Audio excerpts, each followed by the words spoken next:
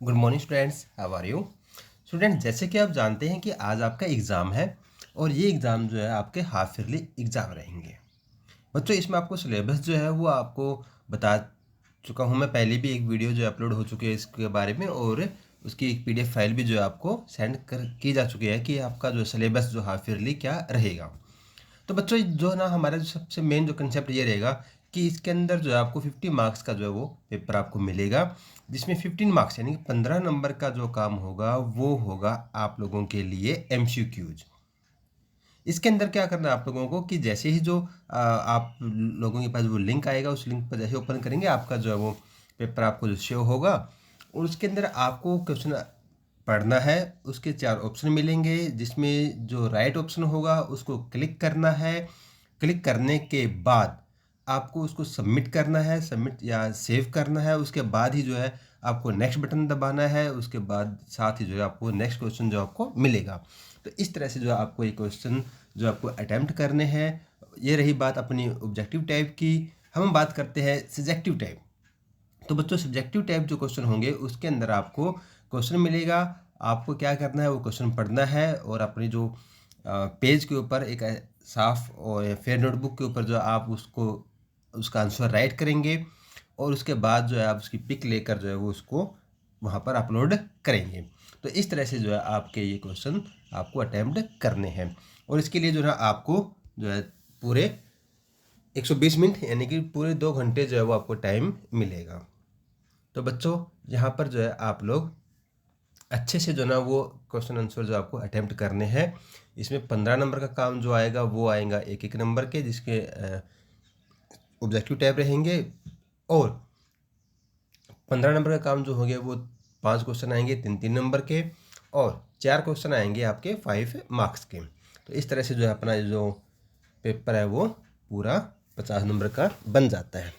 तो बच्चों, आज जो हम एक बिल्कुल फास्ट तरीके से जो है हम रिवीजन करेंगे कि किस लेसन में से कैसे और क्या टॉपिक और किस तरह के जो क्वेश्चन जो है इस लेसन के अंदर से बनते होते हैं। तो बच्चों, सबसे पहले जो है हम देखते हैं यहाँ पर हमारा फर्स्ट लेसन, जिसमें जनसंख्या के बारे में जो है हम बात करेंगे कि भारत की जो जनसंख्या कितनी है, उसका वितरण कितना है, उसका घनत्व कितना है। ये हमारा जो फर्स्ट लेसन रहेगा। तो बच्चों, आप सभी जानते हैं कि भारत जो है दूसरा सबसे बड़ा जनसंख्या वाला देश है। इससे पहले जो है ना भारत जो है चाइना के बाद भारत दूसरा नंबर आता है। हम देखते हैं कि भारत की जो पहली जनसंख्या जो जनगणना की गई थी वो 1872 में हुई थी, बट यह पूर्ण जनगणना नहीं थी। जो भारत की पहली पूर्ण जनगणना थी वो 1881 में संपन्न हुई। 2011 के अकॉर्डिंग जो है हमारी जनसंख्या 121.01 करोड़ है।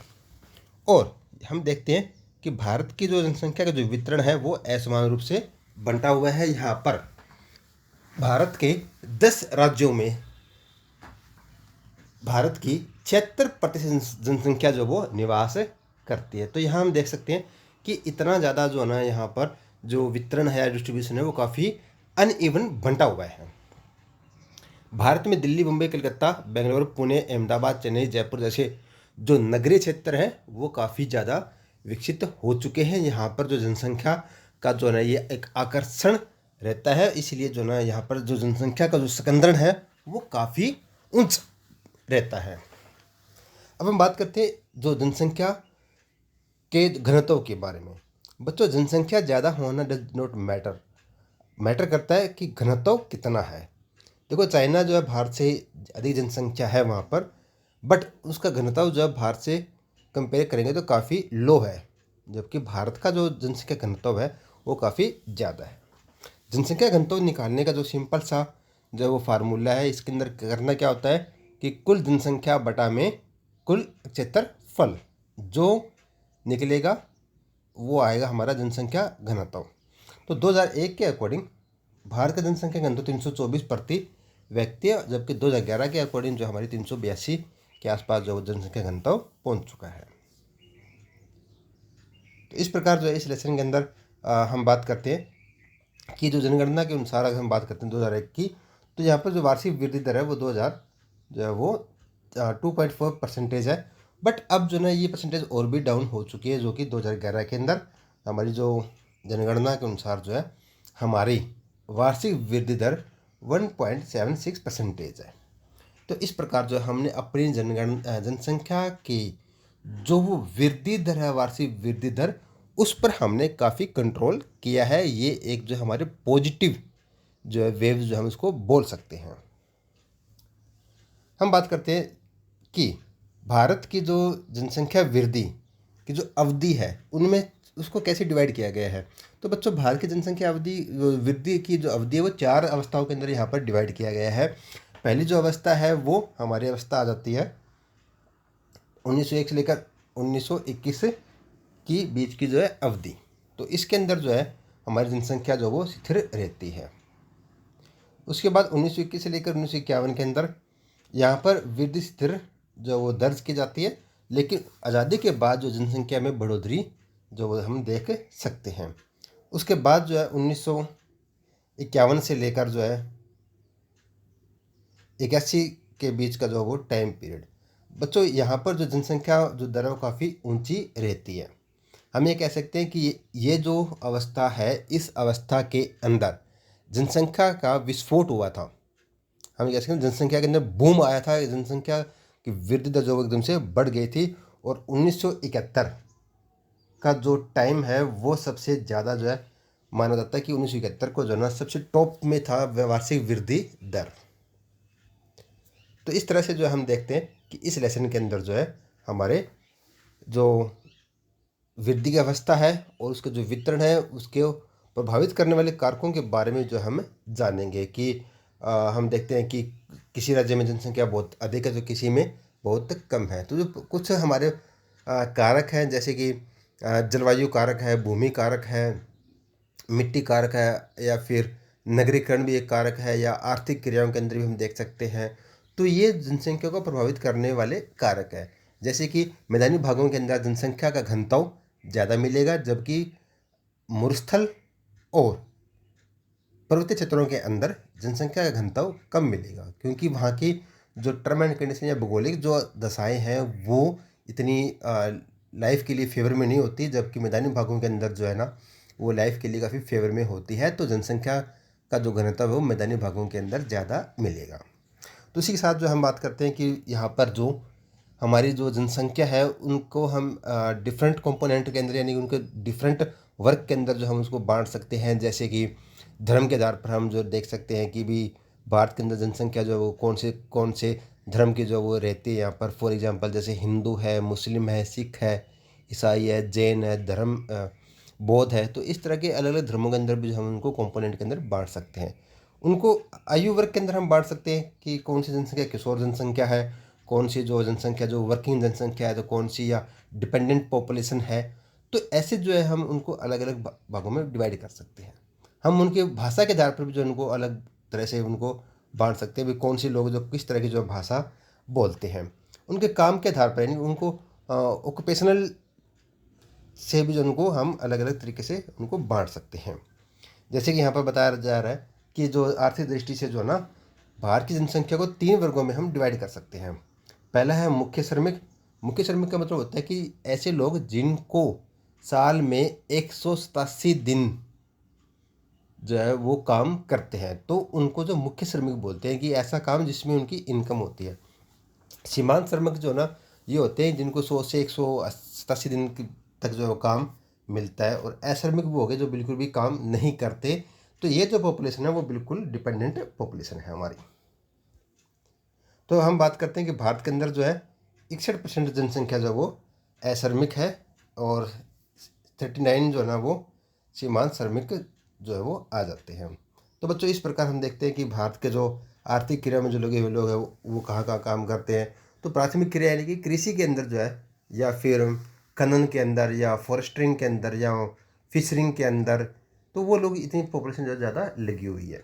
और उसके बाद द्वितीय और तृतीय क्रियाओं के अंदर भी जो लोग लगे हुए हैं।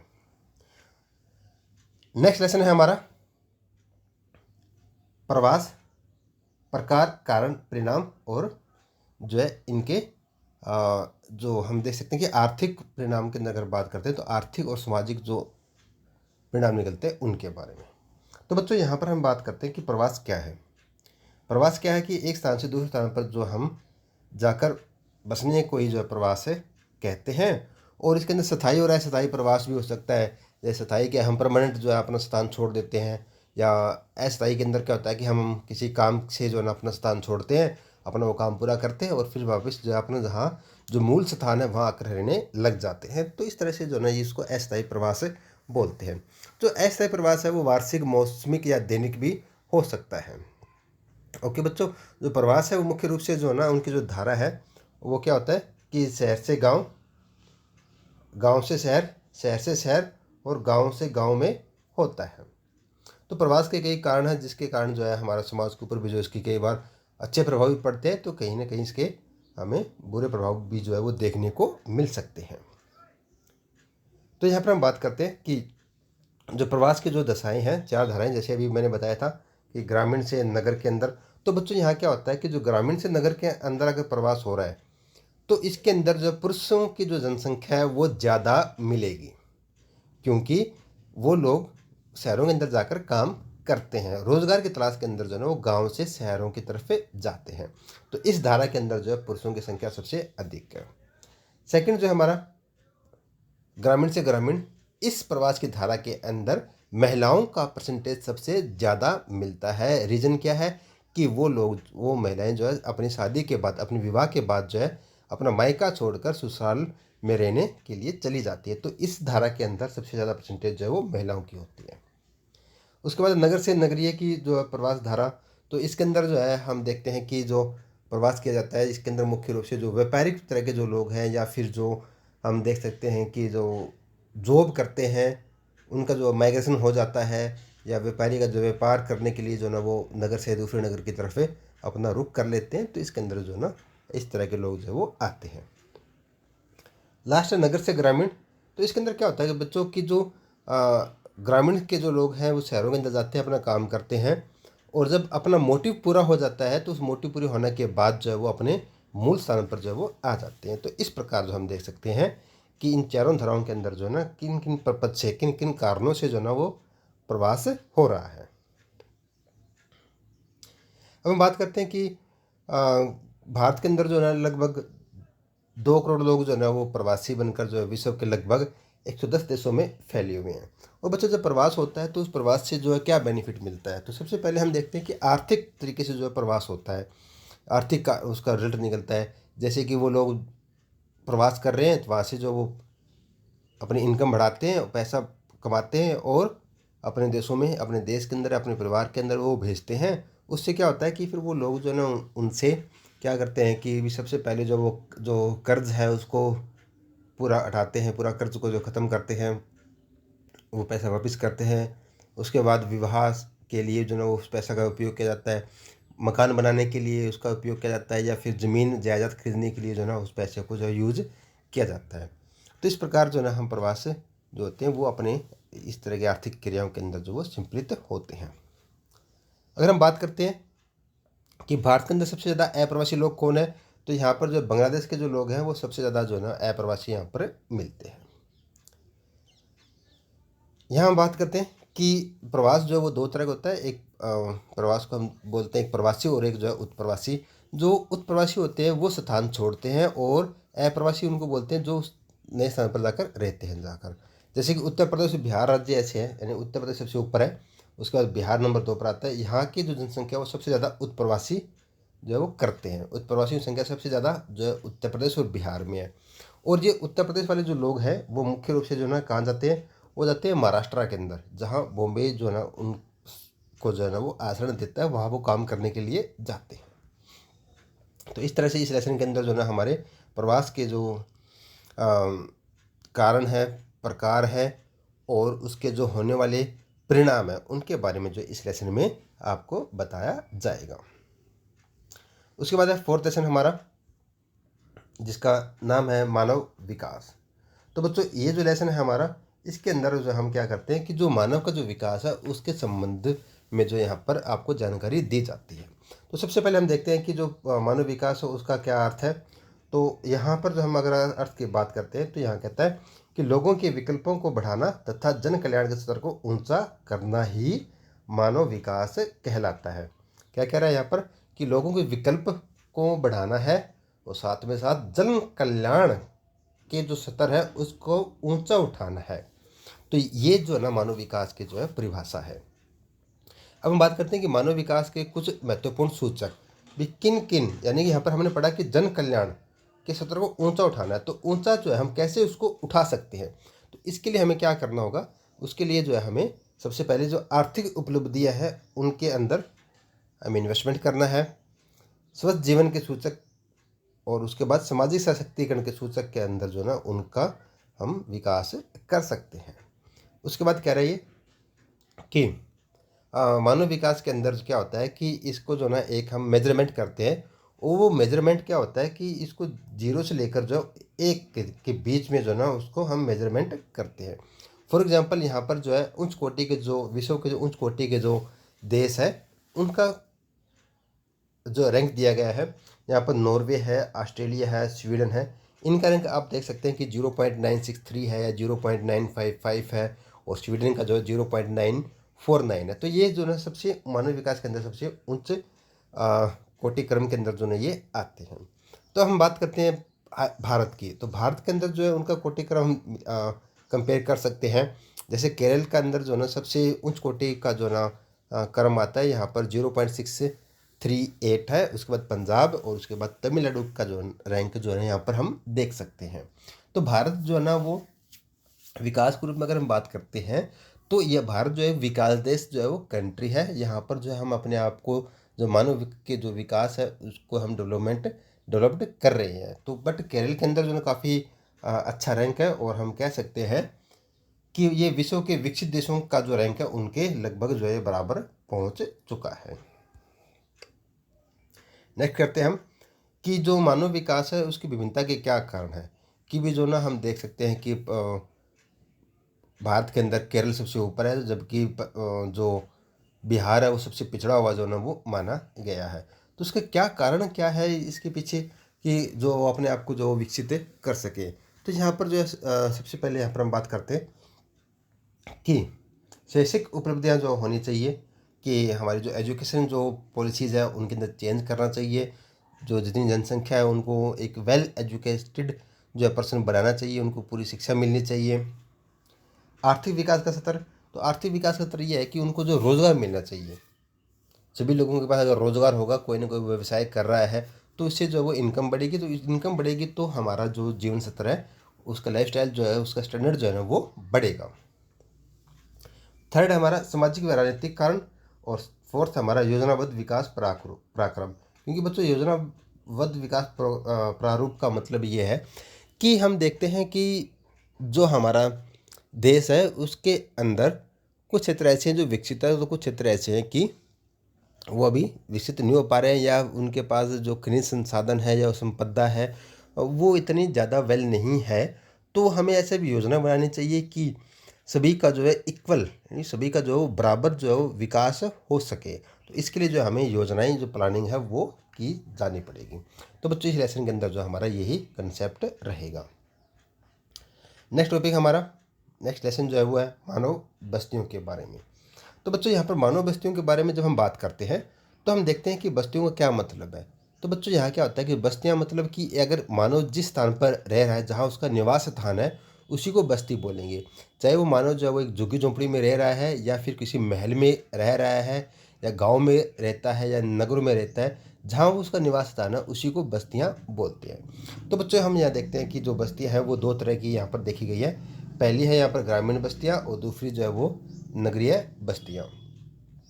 तो यहाँ पर ग्रामीण बस्तियों का जो है ना अलग अलग जो है भागों में डिवाइड किया गया है, जिसमें गुच्छित बस्तियाँ हैं, विखंडित बस्तियाँ हैं, पल्ली बस्तियाँ हैं, एकाकी बस्तियाँ हैं।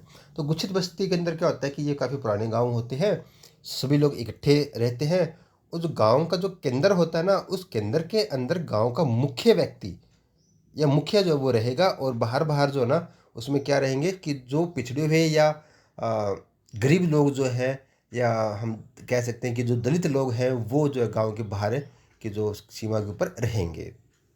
और विखंडित बस्ती के अंदर क्या होता है कि इसके अंदर जो ना ये वाली बस्ती होती है, लेकिन अब ये धीरे धीरे टूट रही है और विखंडित बस्ती के अंदर जो है वो बन रही है। या फिर ऐसा भी हो सकता है कि जो गांव के पास ही जो है एक और बस्ती बसी हुई होती है, जिसके अंदर जो है पिछड़े हुए लोग जो है वो रहते हैं, और दूसरी साइड जो है ना वो जो उच्च कुल के जो लोग हैं या गांव के जो मुख्य जो लोग हैं वो रहते हैं। तो इस तरह से भी जो है ना ये बस्ती जो है वो बन सकती है। पल्ली बस्ती के अंदर क्या होता है कि इसके अंदर कुछ ढाणियाँ जो बनी होती है, जिसके अंदर एक ही परिवार के लोग जो है रहते हैं, जिसमें 4 या 5 घर जो होते हैं। तो इस तरह की जो बस्तियाँ होती हैं उनको पल्ली बस्तियाँ बोलते हैं। और एकाकी बस्ती के अंदर क्या होता है कि इसके अंदर एक ही घर होता है और काफ़ी दूर दूर तक कोई घर नहीं होता। तो इस तरह की जो बस्तियाँ हैं वो हम भारत के जो हिमालय पर्वतीय क्षेत्र है वहाँ जो है इस तरह की बस्तियों को जो हम देख सकते हैं। तो यहाँ जो है अलग अलग जो है इनके दिए गए हैं, जैसे कि जो घुचित बस्तियाँ हैं वो जलोढ़ मैदान यानी कि हमारे उत्तर पूर्वी राज्यों के अंदर मिलते हैं। विखंडित बस्ती जो है गुजरात व राजस्थान के अंदर इसका एग्जाम्पल मिलेगा। पल्ली बस्तियाँ जो है निम्न गंगा मैदान या हिमालय की जो निम्न घाटियाँ वहाँ मिलेगा। और एकाकी बस्ती जो वो हिमालय जो मेघालय के अंदर जो ना इस तरह की बस्तियाँ हमें देखने को मिलती हैं। अब हम बात करते हैं नगरीय बस्तियों के बारे में। तो यहाँ पर जो नगरीय बस्तियों अगर हम बात करते हैं तो इसकी जो जो अवस्थाएं हैं, 3 भागों में इसको अवस्थाओं के अंदर बांटा गया है। फॉर एग्जांपल जैसे कि प्राचीन नगर या फिर हमारे मध्य नगर और आधुनिक नगर के रूप में 3 भागों में इसको डिवाइड किया गया है। और यहाँ पर जो है उनके हम डिवाइड कर रहे हैं उनकी प्रयोगात्मक या उनकी कार्यशैली के आधार पर जो है उनका वर्गीकरण करना। तो यहाँ पर सबसे पहले प्रशासनिक नगर के बारे में बताया गया है। तो यहाँ पर जो है जो नगर जहाँ प्रशासनिक कार्य होते हैं, जहाँ उनके जो कोई भी अगर फील्ड है उस फील्ड का जो मेन जो हेडक्वार्टर है वो कहाँ होता है, तो मोस्टली नगर के अंदर होते हैं। जैसे दिल्ली चंडीगढ़ इसका एग्जांपल दे रहे हैं। औद्योगिक नगर की बात करते हैं तो यहाँ बॉम्बे, भिलाई या फिर हमारा जमशेदपुर, अहमदाबाद। तो ये जो नगर है वो मोस्टली क्या है हमारे वहाँ पर उद्योग बसे हुए हैं, उद्योग लगे हुए हैं, और उसकी वजह से वो काफ़ी विख्यात और इम्पोर्टेंट बन जाते हैं। उसके बाद हम हमारा व्यापारिक नगर वैसे देखा जाता है तो व्यापार जो है कोई भी नगर है वहाँ पर व्यापार किया जाता है। बट जो मुख्य रूप से अगर हम वो जो डेवलप्ड हुए हैं कभी, तो वो इस व्यापारिक गतिविधि के वजह से हुए हैं। फॉर एग्जांपल कलकत्ता है या सतना है, तो इस तरह के जो नगर हैं वो हमारे व्यापारिक नगर है। बात हम करते हैं खनन नगर की भी, जहाँ पर जो खनिजों का जो खनन किया जाता है, जैसे कि रानीगंज, झरिया, बोकारो ये एग्जाम्पल हैं, या खेतड़ी राजस्थान के अंदर। तो ये ऐसे नगर विकसित हुए हैं कि यहाँ पर जो है खनन का कार्य होता था और धीरे धीरे जो है वो एक बड़ा नगर बन जाता है।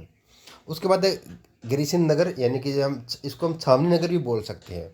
कि जो ना ये सेना के जो छावनी होती थी यहाँ पर सेना के रेस्ट करने के लिए जो ना जगह बनाई गई थी, लेकिन आज जो ना वो धीरे धीरे जो ना वो एक नगर बन चुका है। फॉर एग्जांपल अम्बाला है, जालंधर है, मेरठ है, झांसी है, ये ऐसे नगरों की जो वो एक हम एग्जांपल ले सकते हैं। उसके बाद हमारे धार्मिक नगर, यानी कि यहाँ पर जो धार्मिक गतिविधियाँ ज़्यादा होती हैं। फॉर एग्जांपल जैसे कि फेमस है अमृतसर के अंदर फेमस है, जैसे वो हमारा गोल्डन टेम्पल है उसलिए फेमस है, अयोध्या है या फिर हरिद्वार है। तो यहाँ पर धार्मिक गतिविधियाँ होती है और ये इसीलिए जो है ना ये इतने ज़्यादा विकसित है, और ये इतनी ज़्यादा ही जो है ना ये प्रसिद्ध इसी वजह से हुई है। तो ये आज जो है ना नगर बनी हुई है, जैसे मथुरा है या अजमेर है, ये इसके बेस्ट एग्जाम्पल है। उसके बाद हम बात करते हैं शैक्षिक नगर। तो बच्चों शैक्षिक नगर के अंदर हम बात करते हैं तो यहाँ पर शिक्षा के लिए जो है ना काफ़ी फेमस रहे हैं, जैसे कि अलीगढ़ यूनिवर्सिटी या इलाहाबाद यूनिवर्सिटी है, तो वो एजुकेशन हब के लिए जो है ना हम मान सकते हैं। उसके बाद हमारा पर्यटन नगर। तो बच्चों पर्यटन नगर के अंदर क्या होता है कि जहाँ पर हम जो है ना घूमने फिरने के लिए जाते हैं, जैसे कि नैनीताल है, शिमला है, धर्मशाला है, डलहौजी है। तो ये नगर जो है ना वो इसलिए विकसित हो चुके हैं कि यहाँ पर जो पर्यटक जाते हैं और उन नगरों का जो वो विकास हो चुका है। तो इस लेसन के अंदर जो हमारे टॉपिक जो वो इसी तरह के रहेंगे। नेक्स्ट टॉपिक जो है हमारा वो है जल संसाधन। तो इस लेसन के अंदर हम जल संसाधन के बारे में जो है हम जानेंगे। तो बच्चों यहाँ पर जल संरक्षण व प्रबंध के बारे में जो बताया गया है कि हमें जल संरक्षण और प्रबंध जो है किस तरह से करना है इस लेसन के अंदर। तो यहाँ पर जो है सबसे पहले हम क्या करेंगे कि जो जल प्रदूषण है उससे हमें बचाएंगे कि जल प्रदूषण को हम कैसे बचा सकते हैं, ये आप इस लेसन के अंदर पढ़ेंगे। वर्षा जल संग्रहण, तो सबसे अच्छा जो मेथड जो है वो आज के टाइम जो है यही माना जाता है कि जो है ना हमें वर्षा जल को जो है वो इकट्ठा करना चाहिए। जल संभर का एक परियोजना है जिसके अंदर भी जो है जल के जो संरक्षण के बारे में जो इसमें बताया गया है। जल पुनर्चक्रण जो कैसे किया जा सकता है कि कैसे जो हम जल को फिर से जो है ना रिसाइकलिंग कर कर जो उसका उपयोग कर सकते हैं, क्योंकि जो जल है, जो वाटर है, वो एक पुनर्चक्रण वाला जो है ना वो संसाधन है। तो उसको हम कैसे यूज कर सकते हैं, ये हम देख सकते हैं। उसके बाद में वैधानिक व्यवस्थाएं की भी जो है ना सरकार द्वारा जो कौन कौन से जो कार्य किए जा रहे हैं इसके प्रबंध के बारे में। तो यहाँ पर जल संग्रहण की अगर हम बात करते हैं तो इसको जो है सर्विस कुंप, पुनर्भरण कुंप, झीलों द्वारा जल संभर प्रबंध के बारे में, वाटर साइड मैनेजमेंट के द्वारा जो है हम अपने वर्षा जल जो संग्रहण वो कर सकते हैं। तो इस लेसन के अंदर जो हमारे यही टॉपिक रहेंगे। अब हम बात करते हैं जैसे कि जो इसके वितरण के बारे में। तो इसका वितरण भी जो है ना काफ़ी असमान रूप से बंटा हुआ है। तो बच्चों यहाँ पर क्या है कि जो संसार के अंदर जो है ना पृथ्वी पर जो जल का वितरण है उसके अंदर देखते हैं कि 95% जो है यहाँ पर लवणीय जल यानी कि खारा पानी जो है मिलता है, जबकि 3.1% जो जल है वो अलवणीय यानी कि जो पीने के लायक है, मीठा पानी जो है वो इतना ही परसेंटेज है पूरे संसार के अंदर। और अब हम बात करते हैं कि भारत के अंदर जो है क्या है इसका परसेंटेज। तो यहाँ हम देखते हैं कि जो भारत के जो एरिया है वो है एरिया 2.4, बट इसके ऊपर जो है पॉपुलेशन जो रहती है वो है कितनी, 17% जनसंख्या जो इसके ऊपर रहती है। तो यहाँ पर हम देख सकते हैं कि हमारे पास जो एरिया कम है लेकिन पॉपुलेशन जो है ना उसके अकॉर्डिंग हमारे पास ज़्यादा है। तो बच्चों यहाँ पर हम देखते हैं कि फिर अगर जनसंख्या ज़्यादा है तो हमारे यहाँ पर जो रिसोर्स है, हमारे पास जो संसाधन है, उनके ऊपर प्रेशर ज़्यादा रहेगा, चाहे वो भूमि संसाधन हो या हमारे जल संसाधन हो, तो उनके ऊपर हमेशा प्रेशर बना रहेगा। तो यह हम देख सकते हैं कि भारत में जल का जो परसेंटेज है उसका जो सिर्फ हमारे पास सिर्फ 4% ही जो है ना, वर्ल्ड का जो जितना भी पानी है उसका सिर्फ 4% जो हमारे पास पानी है। तो यहाँ हमारे पास लैंड जो है ना वो 2.4% है, जो जल है वो 4% है, जबकि जनसंख्या वो हमारे पास 17%। तो ये इस तरह से हम देख सकते हैं कि ये जो 17% जनसंख्या है वो कैसे जो है इस सोर्सेज को जो वो यूज़ करती है। तो यहाँ पर जो काफ़ी एक क्रिटिकल जो पोजीशन जो हम यहाँ देख सकते हैं। तो बच्चों इस लेसन के अंदर जो है हमारे जल संसाधन के जो उपयोग है उसके बारे में जो इसमें बताया जाएगा। नेक्स्ट जो हमारा लेसन है वो है खनिज तथा ऊर्जा संसाधन। तो बच्चों इस लेसन के अंदर जो हमारे जो खनिज संसाधन उनके बारे में हम डिस्कशन करेंगे और जो हमारे ऊर्जा संसाधन है उनके बारे में। तो बच्चों इस लेसन के अंदर जो मेन जो कंसेप्ट होता है कि इसके अंदर एक तो ये पूछा जा सकता है कि आप लोगों से कि जो खनिज संसाधन है वो क्या है, खनिज संसाधनों के प्रकार के बारे में बताओ, और जो ऊर्जा संसाधन है उस संसाधन के बारे में जो है यहाँ पर आप लोग डिस्कशन कर सकते हैं या उसके बारे में जो एग्जाम के अंदर पूछा जा सकता है। तो इस लेसन के अंदर जो वैल्यू एडेड क्वेश्चन जो आते हैं वो मोस्टली जो इनके संरक्षण, चाहे वो खनिज संसाधन है चाहे वो हमारे ऊर्जा संसाधन है, उनके संरक्षण के बारे में जो है वो पूछ सकता है कि भी इनका संरक्षण जो है वो कैसे किया जा सकता है। क्योंकि ये काफ़ी इंपॉर्टेंट लेसन जो है वो माना जाता है। और इसके अंदर जो है इसी तरह के जो कंसेप्ट आते हैं कि सतत प्रफुल्लता विकास क्या है, या हमें संसाधनों को जो ना कैसे यूज करना चाहिए, ऊर्जा संसाधनों को हम कैसे बचा सकते हैं। तो इस तरह के जो है टॉपिक जो है वो आ सकते हैं। और ये टॉपिक ऐसे टॉपिक है बच्चों जिनको सिर्फ हम लर्न नहीं करना बल्कि हमारी जो लाइफ है उसके अंदर उसको अप्लाई भी करना है, क्योंकि ये संसाधन जो है जब तक हम उनके बारे में जानेंगे नहीं तो हमारी जो नेक्स्ट जनरेशन है उनको जो है हम ये हमें प्रोवाइड करवाने हैं। तो यहाँ सिर्फ लर्न से बात नहीं बनेगी, ये जो कंसेप्ट है वो हमारी अपनी लाइफ के अंदर जो है इसको अप्लाई भी करना है, ताकि जो हमारे जो संसाधन है उनको हम अच्छे से जो वो हैंडल कर सकें। तो यहाँ पर सबसे पहले हम बात करते हैं कि खनिजों के प्रकार। तो यहाँ पर धात्विक खनिज के बारे में बताया गया है और अधात्विक खनिज के बारे में बताया गया है। तो धात्विक खनिज के अंदर लोहा युक्त जो आते हैं जिसमें लोहा होना चाहिए धातु खनिज के अंदर, जिसमें लोहा मैग्नीज इसका एग्जाम्पल दे रहा है। और अलोहा के अंदर जिसमें लोहे की मात्रा नहीं होगी, जिसको तांबा या बैक्साइड जो हम इसको बोल सकते हैं। उसके बाद कहता है कि अधात्विक खनिज कि इसके अंदर धातु नहीं होगी, उस खनिज के अंदर धातु नहीं होगी। जैसे कि यहाँ पर ईंधन खनिज की अगर बात करते हैं तो कोयला, पेट्रोलियम, प्राकृतिक गैस जो है ये हमारे खनिज है, बट इसके अंदर कोई भी धातु नहीं होती। उसके बाद जो है जैसे माइका, चूना, पत्थर, ग्रेफाइट, इसके अंदर भी कोई धातु नहीं होती, लेकिन ये हमारे खनिज है। तो यहाँ पर जो हम इसको इस तरह से वर्गीकरण कर सकते हैं। उसके बाद जो है हम जो सबसे जो मेन टॉपिक जो आता है हमारा वो ऊर्जा संसाधन के बारे में। तो बच्चों यहाँ पर जो ऊर्जा संसाधन है उसको हम दो भागों में डिवाइड किया है। सबसे पहले जो है हमारा परंपरागत और दूसरा जो है हमारा अपरंपरागत। बच्चों यहाँ पर जो परंपरागत है वो अनवीनीकरण संसाधन है, यानी कि ये एक बार हमने इसका उपयोग कर लिया, इसको फिर से बनाना हमारे बस की बात नहीं है। और जो अपरंपरागत है वो हमारे नवीकरणीय संसाधन है, और इसका क्या है कि ये कभी भी समाप्त होने वाली नहीं है। और इसका उपयोग जो है हम कैसे करना चाहिए। फॉर एग्जांपल जैसे कि हम देख सकते हैं कि जो परंपरागत ऊर्जा के संसाधन है वो हमारी कोयला है, पेट्रोलियम है, प्राकृतिक गैस है। इनको अब अगर हमने एक बार यूज़ कर लिया पेट्रोलियम को, कोयला और पेट्रोलियम को या फिर प्राकृतिक गैस को, तो इनको फिर से बनाने के लिए जो हमें करोड़ों साल लग जाते हैं इनके बनने में, तो ये प्रोसेस काफ़ी लंबा है और इसके जो भंडार जो हमारे पास सीमित है। तो हमें क्या करना चाहिए कि इन जो संसाधन, जो परंपरागत संसाधन है, उनका उपयोग जो हमें कम करना चाहिए, या फिर हमें जब एक सतत विकास की तरह जो है इसका उपयोग करना चाहिए, ताकि जो ना इसका उपयोग जो हम लंबे टाइम तक कर सकें इन संसाधनों के, क्योंकि इनका भंडार जो हमारे पास है वो लिमिट के अंदर है। जबकि जो हमारे अपरंपरागत संसाधन जो कि अब तक हमने इसका उपयोग नहीं किया है अच्छी तरह से, उपयोग करना हम जानते हैं बट अभी तक हम इसको जो है अप्लाई नहीं कर पा रहे इतने अच्छे से। जैसे सौर ऊर्जा है, आप सभी जानते हैं कि सौर ऊर्जा जो है, जब तक सूर्य रहेगा तो सौर ऊर्जा जो है वो रहेगी, तो इसका हमें उपयोग करना चाहिए कंटिन्यू। तो ये ज़्यादा इसके अल्टरनेटिव जो है ना वो एक अच्छा ये संसाधन है। पवन ऊर्जा है, जल विद्युत है, या जैविक जो हमारे कंपोस्ट जो गैस होती है, जैसे बायोगैस जिसको बोल सकते हैं, तो इस तरह से हमें इनके संसाधनों का उपयोग करना चाहिए। तो ये है इस लेसन के अंदर जो मेन कंसेप्ट हमारा यही आएगा। उसके बाद हमारा है भारत के संदर्भ में नियोजन और सतत पोषणीय विकास। तो बच्चों यहाँ पर क्या है कि कोई भी अपना जो देश है वो, यहाँ पर जो भौगोलिक जो संरचना है वो काफ़ी डिफरेंट है। किसी भाग में पर्वत है, तो कहीं मैदानी भाग है, तो कहीं पठारी भाग है। तो बच्चों जो ना इस जो हमारे जो फिजिकल स्ट्रक्चर है वो डिफरेंट है, तो इसकी वजह से क्या होता है कि जो हमारा जो विकास है ना वो भी इक्वल नहीं हो रहा। तो इस इक्वलिटी करने के लिए जो है हमें जो क्षेत्रों के अंदर नियोजन की एक प्लानिंग जो है वो करनी होगी, ताकि उनका जो विकास हो सके। तो इस लेसन के अंदर जो ना दो स्टोरी या दो केस हमारे पास, एक पर्वतीय और दूसरा जो है वो मरुस्थल के अंदर। तो वहाँ पर जो किस तरह से जो है ना उनका विकास किया गया है, कैसे उनके लिए प्लानिंग की गई है, वो इस लेसन के अंदर जो बात की जाती है। तो यहाँ पर हम देखते हैं कि भारत के अंदर जो नियोजन के बारे में हम बात कर रहे हैं, तो सबसे पहले हम क्या करेंगे कि जो प्लानिंग करेंगे वो सतत बहुनित्य विकास को ध्यान में रखते हुए उसका उपयोग करेंगे, ताकि जो नेक्स्ट जनरेशन जो हमारी आएगी वो भी इसका अच्छे से उपयोग कर सके। और उसके बाद जो है यहाँ पर जो है इसको हम खंडीय और प्रादेशिक भाग के अंदर भी बांट सकते हैं। प्रादेशिक के अंदर क्या होगा कि पूरे प्रदेश के बारे में जो है हम उसको विकसित करेंगे इस क्षेत्र के अंदर, और खंडीय के अंदर जो है किसी एक जो है ना हम टॉपिक लेंगे और उसके अंदर जो है इन्वेस्टमेंट करेंगे और प्लानिंग करेंगे।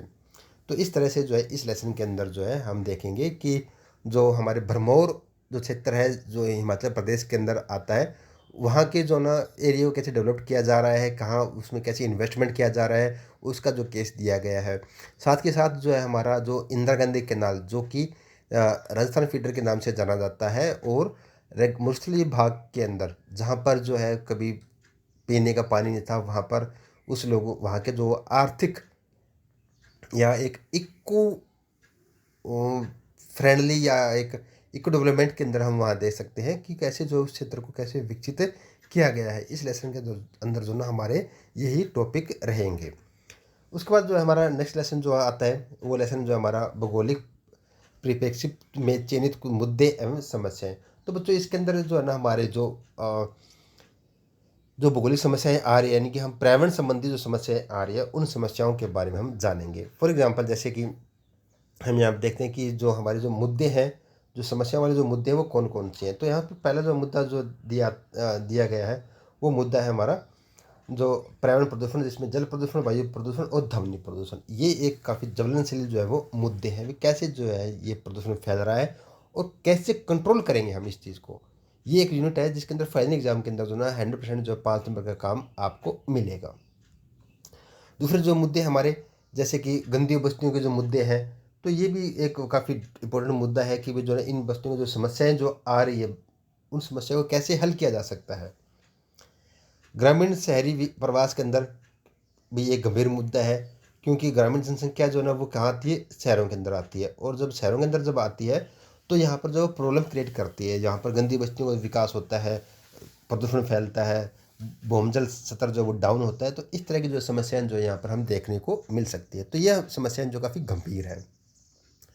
उसके बाद इस लेसन के अंदर जो ना हम देखेंगे कि जो नगरीय अपशिष्ट का निपटान है वो कैसे किया जाता है, क्या समस्या आ रही है इस अपशिष्ट का जो निपटान करने के लिए, और क्या अल्टरनेटिव क्या हम सोच सकते हैं, या फिर क्या डेवलप कर सकते हैं जिसकी वजह से जो अवशिष्ट पदार्थ है नगर के, उनको कैसे हैंडल कर सकते हैं। जैसे अवेयरनेस जितने ज़्यादा लेकर आएंगे उसका उतना बेनिफिट मिलेगा। साथ के साथ जो है ना हमें ऐसी कोई टेक्निक यूज़ करनी होगी जो अवशिष्टों का जो निपटान है वो आसानी से हो सकता है। उसके बाद जो है भूमि निम्नीकरण का भी जो है ना एक मुद्दा काफ़ी ज्वलनशील जो है वो माना गया है। ये मुद्दा जो है ना हम देख सकते हैं कि इसके अंदर जो है हम इस मुद्दे को लेकर आ सकते हैं प्रदूषण के अंदर। तो बच्चों ये हमारा सिलेबस है टोटल, और इस लेसन से हमारी यही टॉपिक जो हमें इसी टॉपिक के ऊपर जो हमें डिस्कशन करना है, इसी को हमें अच्छे से रिवीजन करनी है। और आज के लिए इतना ही students, all the best, thank you.